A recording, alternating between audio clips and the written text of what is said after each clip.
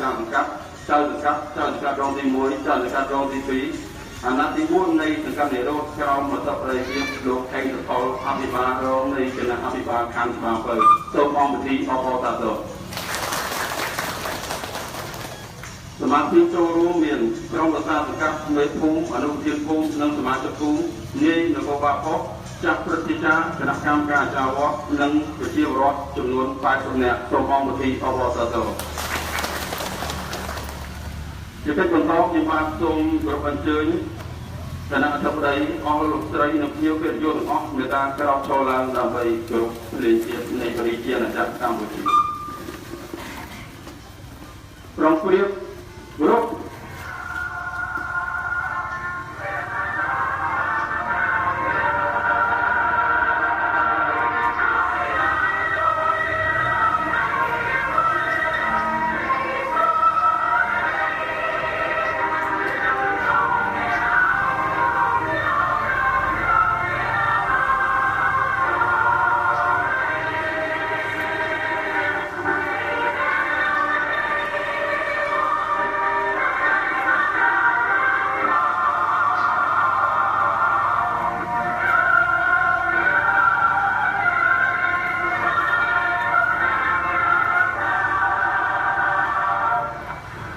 ส่งมาพ้นส่งสมรู้ไอ้ยาบอล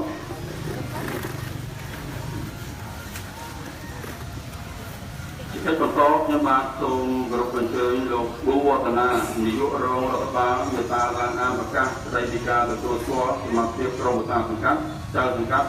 ดรองที่มวยเจ้าสังกัดรองที่ปีในสังกัดเดียวตรงกระเป็นเชิญ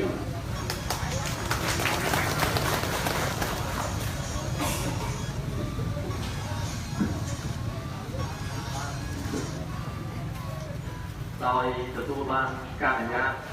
ที่ประทับที่บ้านสุขรบโลเก่งจะท้ออภิบาลน้องในคณะอภิบาลขังสบายเปิดที่กรุ๊ปรวมรบรถไรสมาชิกกรมศาสตร์การเดินรู้ที่กรุ๊ปรวมสู้แหนมเป็นมอโมที่รอดในมอพีตำนานปุ๊บแดงออกเป็นตรงการเดินรู้ที่มาตรงอ่านในประกาศในอย่างปีการสุขก็สมาชิกเพียบสมาชิกสมาชิกกรมศาสตร์การประเทศกรมศาสตร์การเจ้าสังกัดรองที่มวยเจ้าสังกัดรองที่ปีในสังกัดโรคทางความเบอร์สิ่งนี้เป็นสุดยอดเลยแปลรีจีนจากกัมพูชีจิตศาสนาแปลภาษารีดรัฐบิบาลกัมพูชีกรมสูงหาไทยเลขปีปอน300 ปีประกอบประกาศในปีการទទួលស្គាល់សមាជិកភាពសមាជិកក្រុមប្រឹក្សាសង្កាត់ប្រធានក្រុមប្រឹក្សាសង្កាត់ចៅសង្កាត់រងទី1និងចៅសង្កាត់រងទី2នៃសង្កាត់និរោធខាងច្បាប់អំពើរាជធានីភ្នំពេញឧបនាយករដ្ឋមន្ត្រីក្រសួងមហាផ្ទៃបានឃើញរដ្ឋធម្មនុញ្ញនៃព្រះរាជាណាចក្រកម្ពុជាបានឃើញព្រះរាជកฤษលេខនតរកត0913 ចុះថ្ងៃទី24ខែកញ្ញា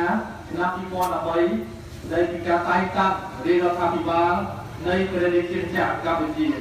បានឃើញព្រះរាជក្រមលេខ02នត94ចុះថ្ងៃទី20ខែកក្កដាឆ្នាំ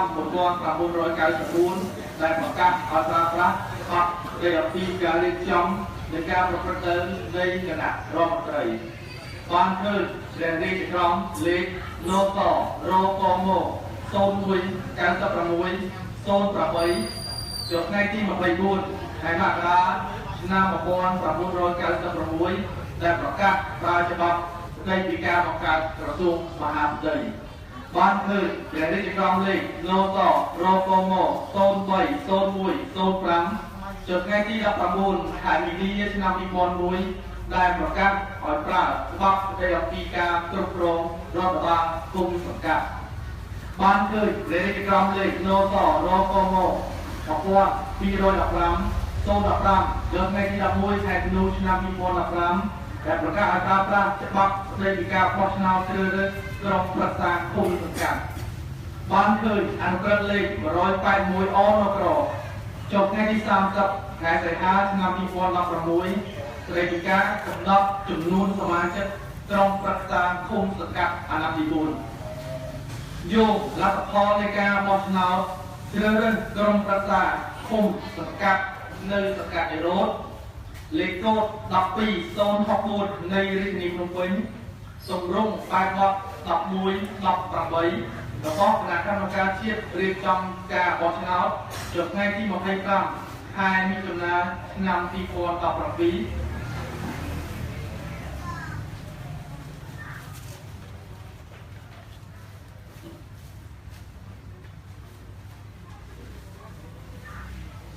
សម្រាប់ប្រការ1ទទួលស្គាល់សមាជិកភាពជាប្រធានក្រុមប្រឹក្សាសង្កាត់និងជាសមាជិកក្រុមប្រឹក្សាសង្កាត់រោតខណ្ឌច្បារអំពៅរាជធានីភ្នំពេញដូចមានរាយនាមខាងក្រោម1លោកលីណេជាប្រធានក្រុមប្រឹក្សាសង្កាត់សូមអរគុណអរគុណ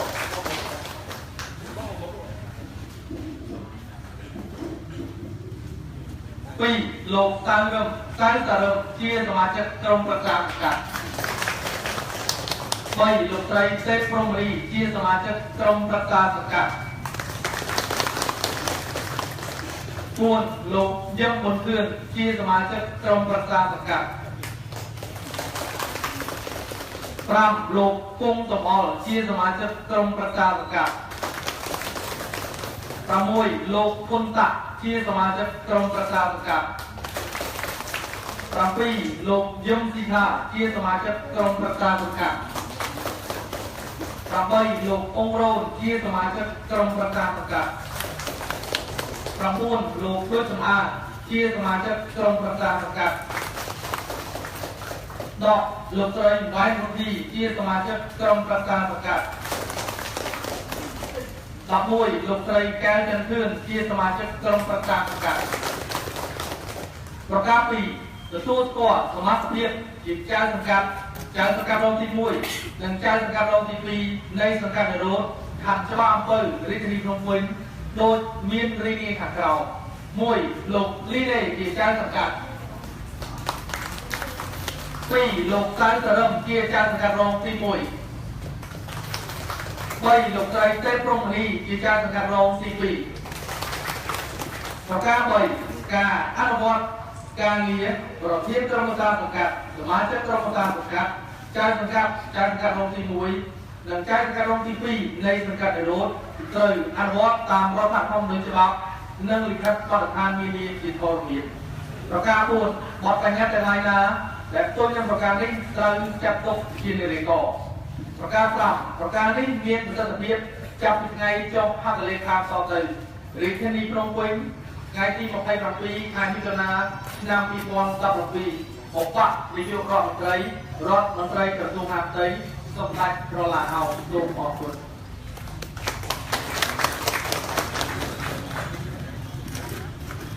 សូមសមាជិករាយការណ៍ជើញចូលកម្មវិធីកន្លែងដល់សូមអរគុណ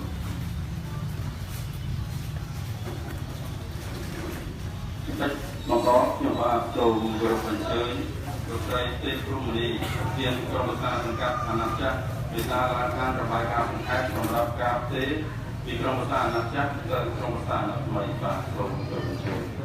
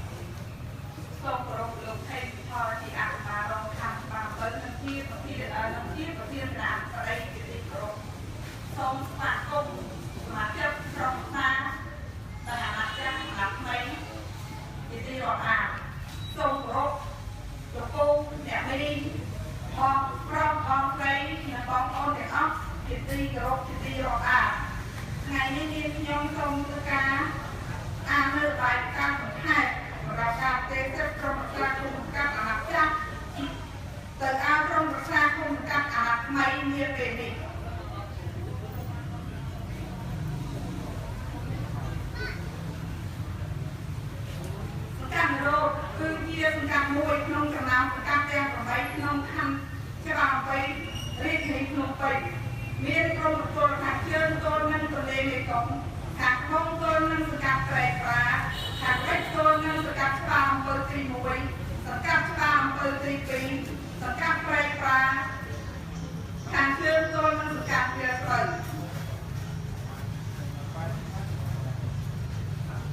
សង្កាត់នៃរោគមានដីសរុប1026ហិកតាមានចំនួន6ភូមិគឺភូមិតានៅក្រោមតានៅកណ្ដាលឬស្រីស្រកបឹងឈូកនិងភូមិកំរីផ្នែកទី1សមិទ្ធផលការងារ1.1 តែប្រជាពលរដ្ឋទី1គ្រួសារសរុបមានចំនួន4500គ្រួសារ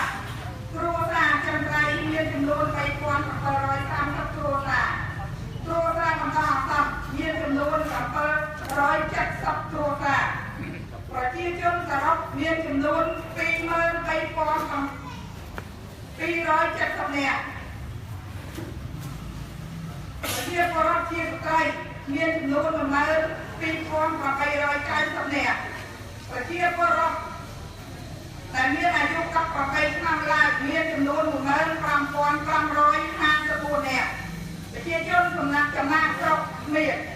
1.2ស្ថិតតែក្រុមប្រឹក្សានិងបុគ្គលិក1សមាជិកក្រុមប្រឹក្សាឃុំសង្កាត់មានចំនួន11រូបស្រី3នាក់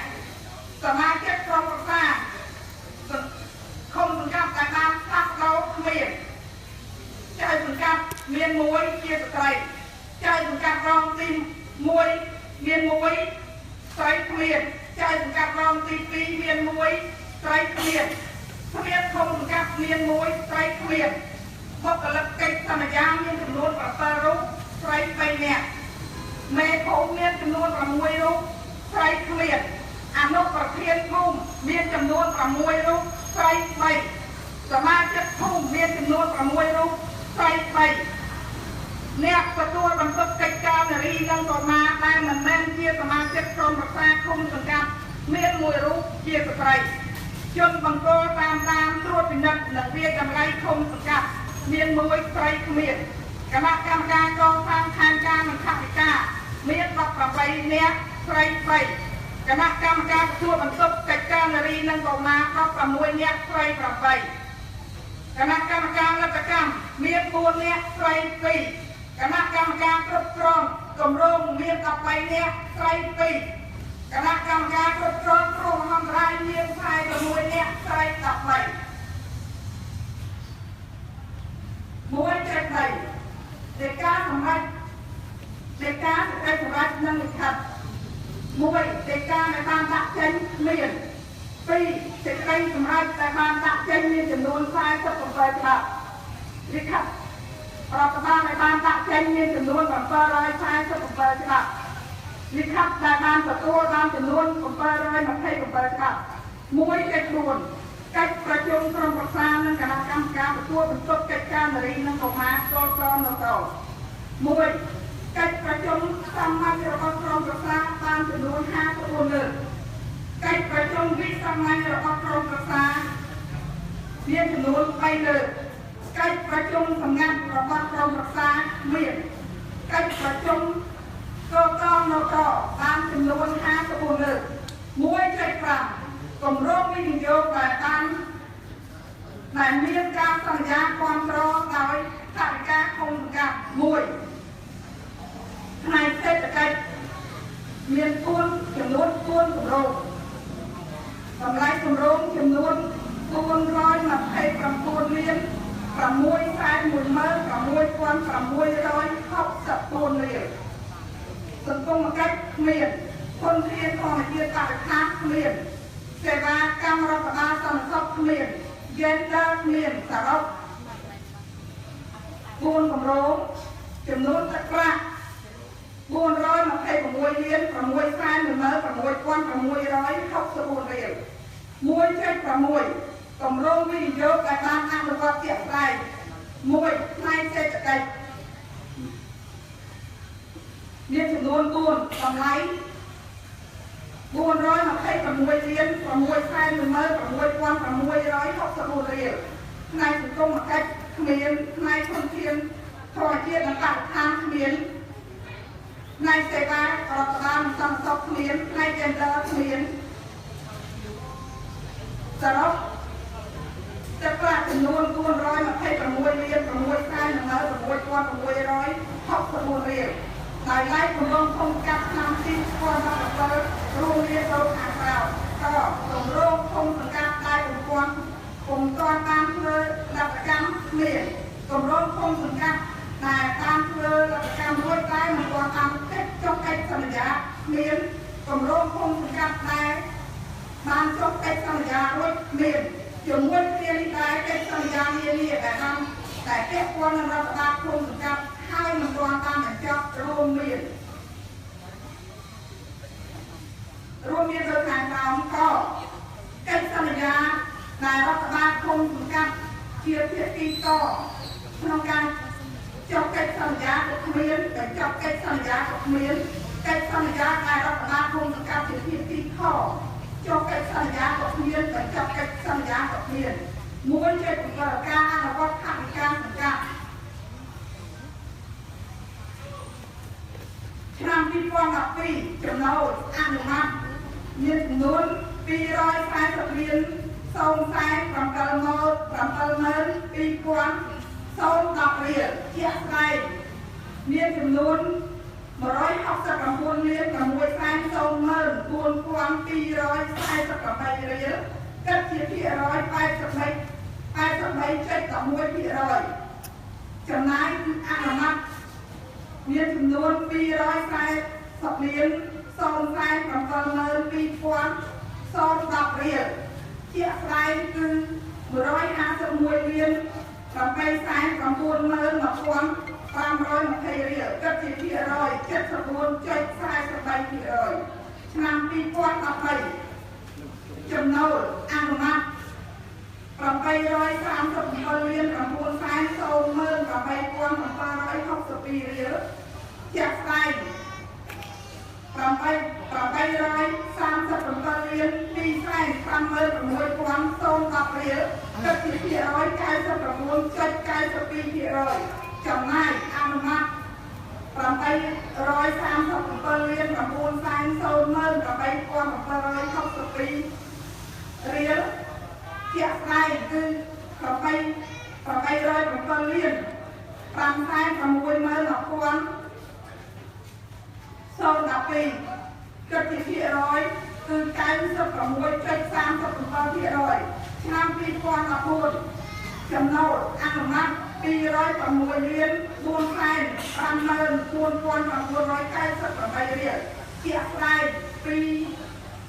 204លាន4,15,862រៀលគិតជាភាគរយ 98.88% ចំណាយអនុម័ត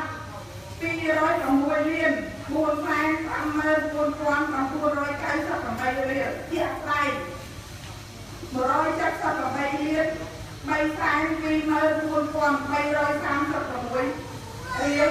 គិតជាភាគរយ 86.37% ឆ្នាំ2015ចំណូលអនុម័ត237លាន7,005,362រៀលជាក់ស្ដែង242លាន4,55,862រៀលគិតជាភាគរយ 101.99% ចំណាយអនុម័ត237លាន7,005,562រៀលជាក់ស្ដែង240លាន7,027,862រៀលគិតជាភាគរយ 101.27% ឆ្នាំ2016ចំណូលអនុម័ត270លាន6,018,898រៀលជាក់ស្ដែង264លាន6,227,898រៀលគិតជាភាគរយ 97.78% ចំណាយអនុម័ត240 270លាន6ខែ18000 898រៀលជាក់ស្ដែង248លាន250,000 រៀលគិតជាភាគរយ 91.37% សរុបចំណូលគឺ1757លាន760,030,030រៀលជាក់ស្ដែង1លាន740,000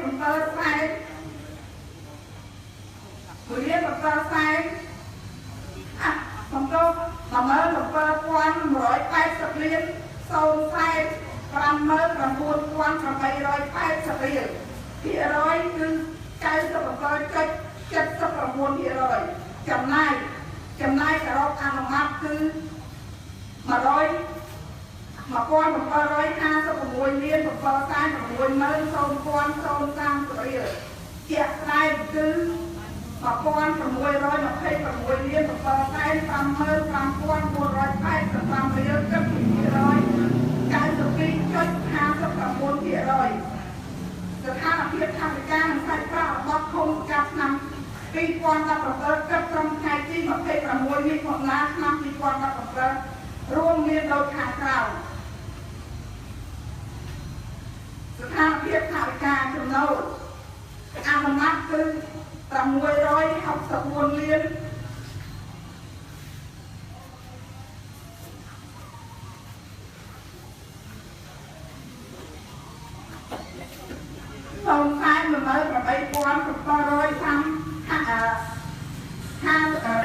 43រៀលជាក់ស្ដែងគឺ79លាន458,895រៀលនៅសល់584លាន549,848រៀលអនុម័តគឺ664លាន048,743រៀលជាក់ស្ដែងគឺ79លាន458,895រៀលនៅសល់សូន្យខស្ថានភាពសាច់ប្រាក់រេតេប្រេទៀតសាច់ប្រាក់រេតេប្រេទៀតចំណូលគឺ10លាន988,800រៀលចំណាយគឺ10លាន988,800រៀលនៅសល់សូន្យក៏ស្ថានភាពសាច់ប្រាក់ផ្សេងៗទៀតក្រៅពីរេតេប្រេទៀតគឺសាច់ប្រាក់ផ្សេងៗចំណូល3លាន650,400រៀលចំណាយគឺ3លាន650,400រៀលនៅសល់មានខស្ថា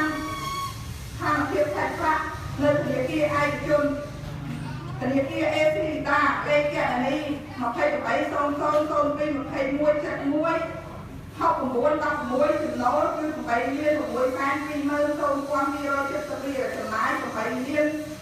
620,270រៀលសោកមាន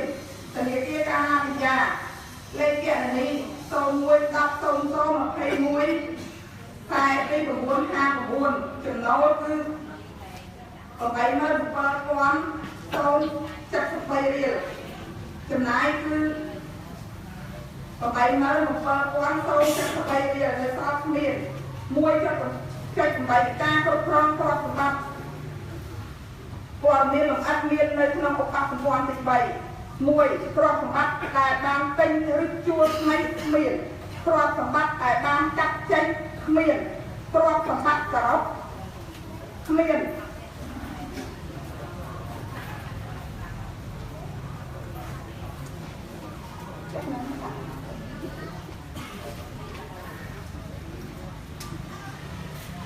1.9ការអភិវឌ្ឍសមត្ថភាព1វគ្គសិក្សាមាន3វគ្គសិក្ខាកាមសរុបតែចូលរួមនៅក្នុងវគ្គសិក្សាមាន24នាក់សិក្ខាកាមគឺស្ត្រីដែលបានចូលរួមក្នុងវគ្គសិក្សាមាន21នាក់1.10កម្មភាពសេវាសង្គម1មតិសិក្សាសហគមន៍កំពុងដំណើរការតែគ្រប់គ្រងទីឃុំកាត់មានគ្រួសារ2គ្រួសារងាយរងគ្រោះគ្រប់គ្រងទីឃុំកាត់សម្រាប់ការលម្អអនាម័យការលាងដៃនិងសាប៊ូមាន3គ្រួសារងាយរងគ្រោះគ្រប់គ្រងទី ទីឃុំសង្កាត់ដើម្បីទទួលបានទឹកស្អាតប្រើប្រាស់មាន4គ្រួសារងាយរងគ្រោះគាំទ្រទីឃុំសង្កាត់ដើម្បីទទួលបានបង្គន់អនាម័យប្រើប្រាស់មាន5គ្រួសារងាយរងគ្រោះតែឃុំសង្កាត់បានចុះកំណត់អត្តសញ្ញាណមាន300គ្រួសារ6ស្រីរងគ្រោះដែលអំពើហិង្សាក្នុងគ្រួសារដែលទទួលការគាំទ្រពីឃុំសង្កាត់មាន1.11ការសម្រុំសម្រួលសម្រាប់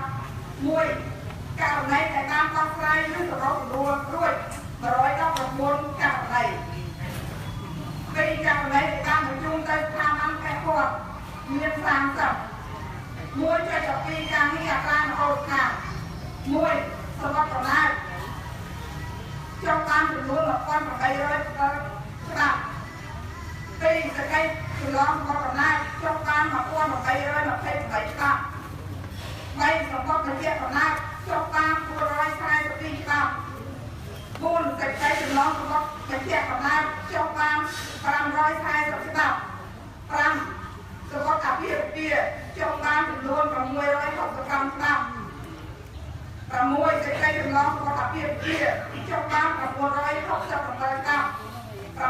7ចុះសម្បត្តិមរណភាព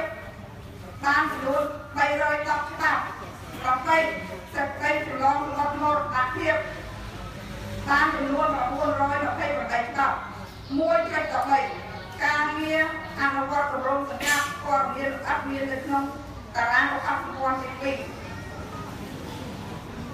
មួយប្រជាពលរដ្ឋដែលបានចុះបញ្ជីថ្មីមានចំនួន13996នាក់1.14ការកសេវារដ្ឋបាល1សេវារដ្ឋបាលតែឃុំសង្កាត់តាមផ្ដោតគឺមាន23សេវា2ចំណូលដែលទទួល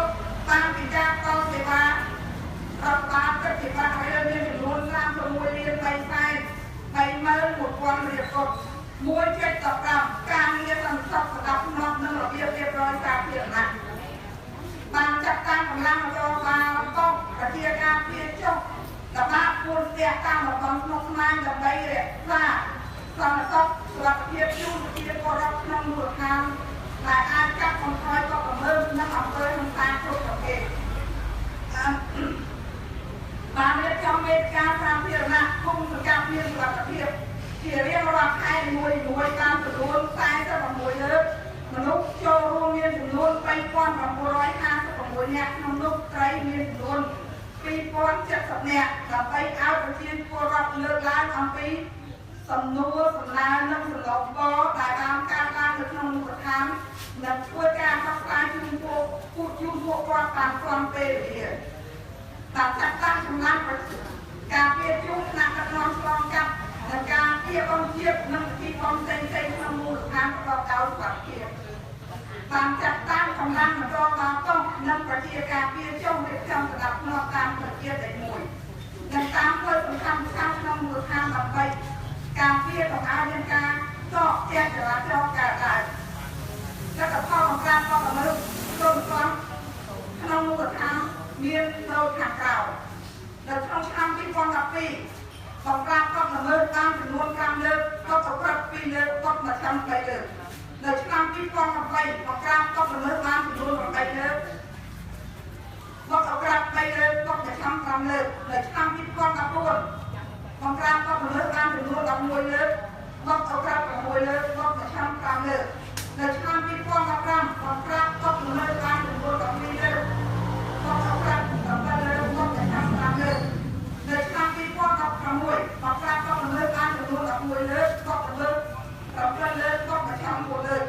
1.16ការងារសេដ្ឋកិច្ចនិងកលកិច្ចមាន1.17ការងារគ្រប់គ្រងធនធានធម្មជាតិបរិស្ថាននិងបេតិកភណ្ឌជាតិមាន1.18ការងារសហការជាមួយអង្គការជាមួយអង្គភាពពាក់ព័ន្ធអង្គការសង្គមស៊ីវិលនិងផ្នែកឯកជនបានចូលរួមសិក្ខាសាលាស្ដីពីស្ត្រីនិងគ្រឿងស្រវឹងដែលរៀបចំដោយសមាគមនារីកម្ពុជាដើម្បីសន្តិភាពនិងអភិវឌ្ឍសហការជាមួយអង្គការចលនាដើម្បីសុខភាពកម្ពុជាបានចុះសហការជាមួយអង្គការក្រៅរដ្ឋាភិបាលក្នុងការបើកវគ្គបណ្ដុះបណ្ដាលស្ដីពីការកាត់បន្ថយហានិភ័យគ្រោះមហន្តរាយតាមចំនួន10លើកសមាជិកចូល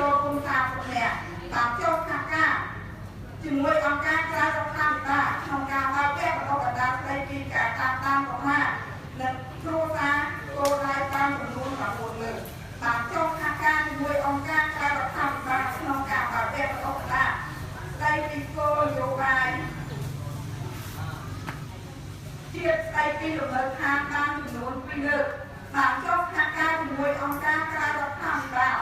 អង្គការបានវះបណ្ដុះបណ្ដាលស្ដីពីការកំណត់អត្តសញ្ញាណកម្មគ្រួសារក្រីក្របានចំនួន6លើកបានកំណត់អត្តសញ្ញាណកម្មគ្រួសារប្រភេទក្រ1និងក្រ2បានចំនួន388ក្រុមគ្រួសារក្នុងនោះសុភាជាប់បានចំនួន300គ្រួសារធ្លាក់ចំនួន88គ្រួសារបានចុះសហការជាមួយអង្គការក្រៅរដ្ឋាភិបាលក្នុងការប្រើប្រាស់បទបណ្ដាស្ដីពីសមត្ថភាពក្រុមចុះប្រមូលព័ត៌មាននៅតាមសហគមន៍ក្រីក្របានចំនួន2លើកបានចូលរួមសិក្ខាសាលាជាមួយអង្គការក្រៅរដ្ឋាភិបាលនិងមន្ទីរជំនាញនានាបានចំនួន15លើកបានសហការជាមួយមន្ទីរកិច្ចការនារីចុះផ្សព្វផ្សាយដល់នារីទាំង6ភូមិស្ដីពីច្បាប់អំពើហិង្សាក្នុងគ្រួសារនិងការជួញដូរប្តីកុមារនិងការខេងប្រវ័ញ្ចពលកម្មកុមារបានចំនួន12លើកហើយបញ្ហាប្រឈមនៅទិសដៅការងារខែបន្ទាប់2.1បញ្ហាប្រឈមនិងដំណោះស្រាយបញ្ហាប្រឈមសំខាន់មួយបញ្ហាខ្សែអ៊ីនធឺណិតរញ៉ៃជាដំណោះស្រាយស្នើទៅក្រុមហ៊ុនអ៊ីនធឺណិតឲ្យចុះមករៀបចំរបៀបឲ្យមានរបៀបរៀបរយ2បញ្ហាប្រឈមអំពីបញ្ហាអំពើបំភ្លឺសាធារណៈដាច់ជាដំណោះស្រាយបានស្នើទៅសាលារាជធានីភ្នំពេញជួយជួសជុលឡើងវិញ3បញ្ហាសម្រាប់នៅក្នុងភូមិទាំងនៅជាដំណោះស្រាយស្នើទៅសាលាខណ្ឌជួយអន្តរាគមន៍ទៅក្រុមហ៊ុនសិនរីជួយចុះប្រមូលសម្រាប់ឲ្យទាន់ពេលវេលា4បញ្ហាប្រឈមបញ្ហាទឹកលិចនៅក្នុងភូមិទាំងនៅកណ្ដាលនៅក្រៅភូមិកំទុកជាដំណោះស្រាយស្នើសុំទៅសាលាខណ្ឌជួយបន្តដាក់ស៊ីមពុំទឹកដើម្បីរំដោះទឹកចេញ5បញ្ហាកាត់ភ្លើងបំភ្លឺផ្លូវភូមិទាំងនៅកណ្ដាលភូមិនៅក្រៅជាដំណោះស្រាយស្នើទៅសាលាស្នើសុំទៅសាលាខណ្ឌជួយដោះស្រាយក្នុងការដាក់អំពូលភ្លើងថ្មីដើម្បីបំភ្លឺផ្លូវទី6បញ្ហាទឹកដក់នៅលើផ្លូវភូមិនិស្សិតស្រុកឯកខាងលិចជាដំណោះស្រាយស្នើសុំឲ្យសាលាខណ្ឌជួយដោះស្រាយជាបន្តទី7បញ្ហាខូចផ្លូវនៅក្នុងភូមិនៅក្រៅជាដំណោះស្រាយស្នើសុំឲ្យសាលាខណ្ឌជួយស្ថាបនាផ្លូវនេះឡើងវិញ2.2យោបល់និងសំណុំពរសាលាខណ្ឌតាមទៅជួយដាក់ប្រព័ន្ធលូនិងស្ថាបនាផ្លូវបេតុងថ្មីស្ថិតនៅក្នុងភូមិនៅកណ្ដាលតែងរងការលិចលង់ជារៀងរាល់ឆ្នាំមន្ត្រីសុខាភិបាលរាជធានីភ្នំពេញបានជួយបាញ់ឆ្នាំមុខដើម្បីបង្ការជំងឺគ្រុនឈាមជូនដល់ប្រជាពលរដ្ឋរបាយការណ៍ខែនេះត្រូវបានពិនិត្យនិងអនុម័តនៅក្នុងកិច្ចប្រជុំក្រុមប្រឹក្សាធំសម្រាប់នៅថ្ងៃទី27ខែមិថុនាឆ្នាំ2017ចា៎សូមអរគុណ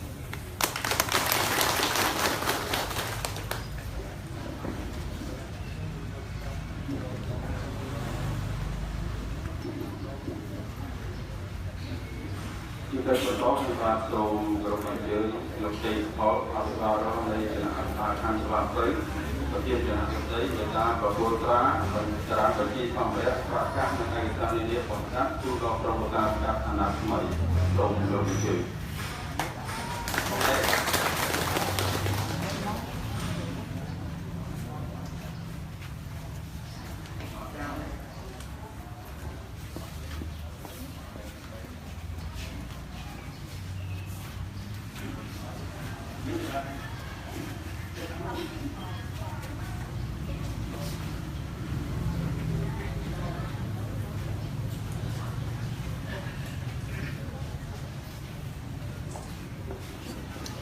បាទសូមអរគុណបងប្អូនបាទ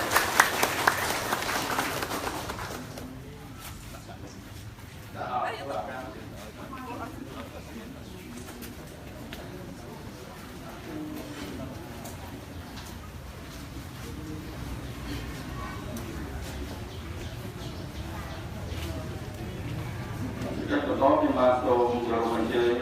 លោកនេះឯប្រធានក្រុមសាអាណត្តិរៀនក្រុមសាសង្កាត់អាណត្តិថ្មីមានតាមឡើងធ្វើការបញ្ញាចិត្តបាទសូមគោរពជំរាប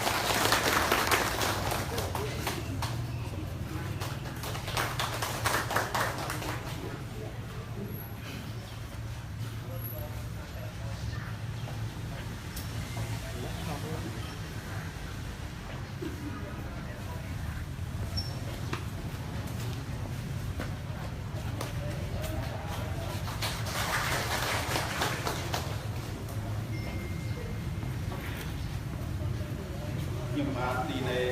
ជាបឋមខ្ញុំសូមអនុញ្ញាតគោរពឯកឧត្តមលោកទាវជាគណៈប្រតិលោកប្រធានក្រុមសាខាសមាជិកក្រុមសាខាស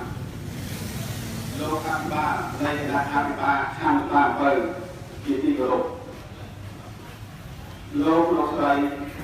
បងប្អូនប្រជាពលរដ្ឋក្នុងសង្កាត់ទីនោះទាំងអស់ជាទីស្រឡាញ់ ក្នុងនាមខ្ញុំបាទតទីចៅសង្កាត់តាមនាមឲ្យចៅសង្កាត់រងទី1ចៅសង្កាត់រងទី2និងតាមនាមឲ្យសមាជិកក្រុមប្រឹក្សាសង្កាត់ទីនោះទាំងអស់ដែលទើបជាប់ឆ្នាំថ្មីសម្រាប់អាណត្តិទី4នេះសូមថ្លែងអំណរគុណដល់បងប្អូនប្រជាពលរដ្ឋដែលបានគាំទ្រនិងបោះឆ្នោតជ្រើសរើស ខ្ញុំបានធ្វើជាចៅសង្កាត់ដើម្បីបម្រើបងប្អូនក្នុងមូលដ្ឋាន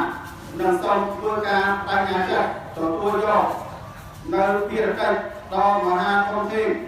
និងមានសារៈសំខាន់មួយនេះពីថ្នាក់ជាតិតាមរយៈពិធីប្រកាសតែងតាំងនិងទេវលោកតំណែងមានថ្ងៃនេះ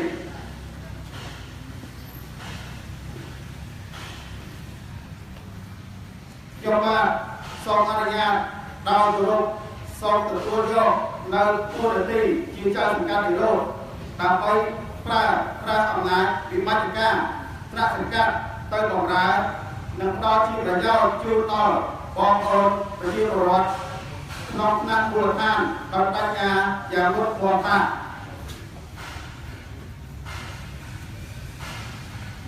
មួយពង្រឹងសិទ្ធិអំណាចប្រជាពលរដ្ឋដោយផ្ដល់ឱកាសជូនប្រជាពលរដ្ឋ ចូលរួមក្នុងវេទិកាពិគ្រោះយោបល់និងផ្សព្វផ្សាយដើម្បីទទួលយកសំណពរនិងចូលរួមអភិវឌ្ឍសង្កាត់ 2 លើកកម្ពស់ជីវភាពប្រជាពលរដ្ឋដោយធានាការពារថែរក្សាបរិស្ថាននិងសម្បត្តិសាធារណៈរបស់សង្កាត់ដែលមានស្រាប់ទុកជាប្រយោជន៍សម្រាប់ប្រជាពលរដ្ឋ 3 ដល់សេវាសាធារណៈឲ្យមានប្រសិទ្ធភាព មកបម្រើភារកិច្ចនៅក្នុងសមាជិកជាប្រចាំ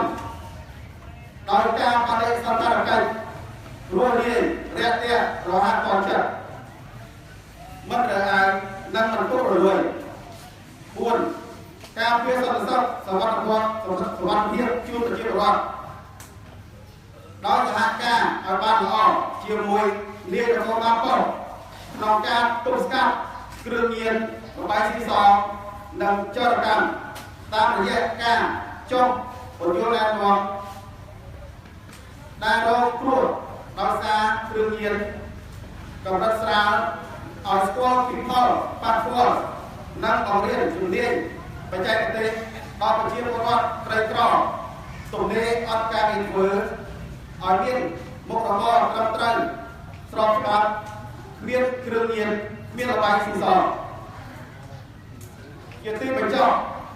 ខ្ញុំសូមជូនពរអាយដាមលោកប្រធានព្រមទាំងគណៈអធិបតីទាំងអស់ជាពិសេសបងប្អូនប្រជាពលរដ្ឋសូមជួបប្រទះនៅពុទ្ធកោទាំងមូលការគឺអាយុវណ្ណៈសុខៈពលៈកំបីគ្លៀងទេដល់សូមអរគុណ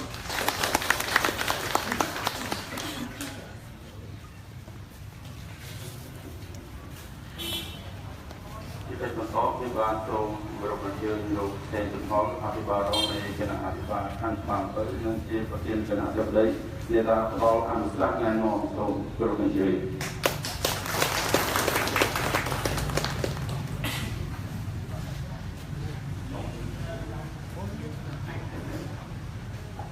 គ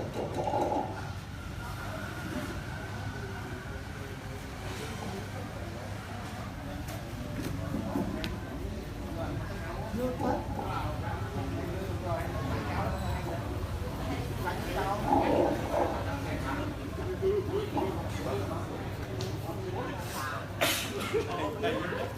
một cô thằng con tôi là con về ngay để con cô nó được đi con tôi ba kia bao năm tuần rồi lâu được đây chào cả con rồi chia con làm cả để mà làm cha rồi chia làm mày chỉ rồi công an tuần rồi họ lâu được đây họ có được óc tại vì bọn bên là đi nó được đi và cả tôi tiếp cho các tuần này là công an cả thì rồi jadi công an để đây chia tôm cho ăn tôm cho cá này chia là vài cá vài am rồi lúc đây đây cả cá chắc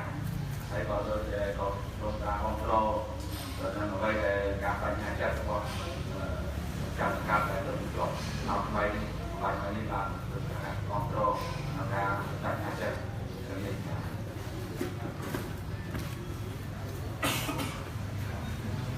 nông nghiệp đây là phải bàกระตุ้มอาเตยน้องเลี้ยงชมตัวน้องเลี้ยงเกิดประโยชน์ดอกพุ่งพุ่งโซมดาวกระตุ้นบางการกระตุ้นที่ระดับโดยที่อัตราปัจจัยในเกณฑ์ประชุมน้องบ่งระบบโครงสร้างของการนิโรธอนาคตบุญตามไปประกาศกระบวนเพียรสมาชิกระบบสร้างของการประกาศพวกประเทศกรมสร้างของการเจ้าสังกัดรอง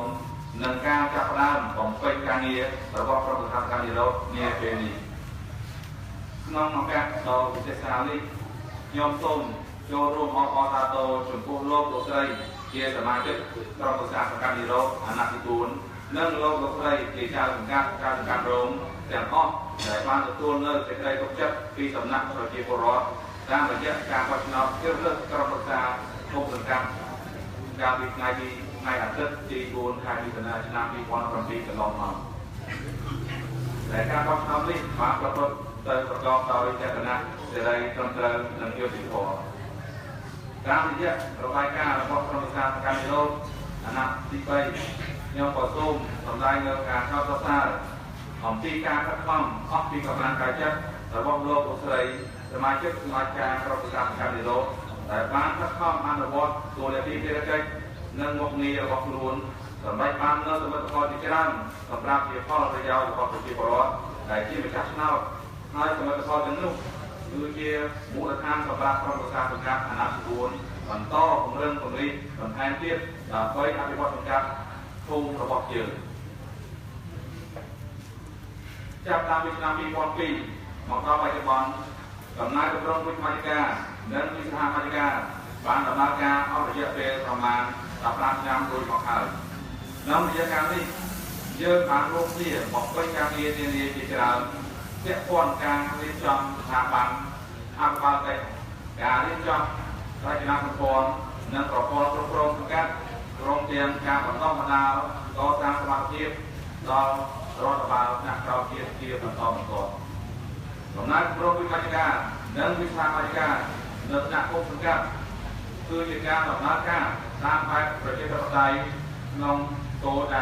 เลือกพวกอาภาเตเราบูรณาอาภาเตเราเราเอาตรงสร้างสำคัญด้วยที่ตำนานเอาพอประโยชน์ระบบประจิตรอดตามไปไล่ต่อต้นเงินกับเราการระบบประจิตรอดบอกลุยนั่งการตัวความเรานองบูรณานองโตได้เลือกพวกผลลัพธ์ในชีวิตที่เราเนินระบบประจิตรอดตามไปเยอะการต่อเสียบาสุขุมการอภิวัตเด็กพาไปนาสปอนพัฒนาแต่บางครั้งจะไปเอาการแต่ภาษาหลังการแต่มีการเยอะกัน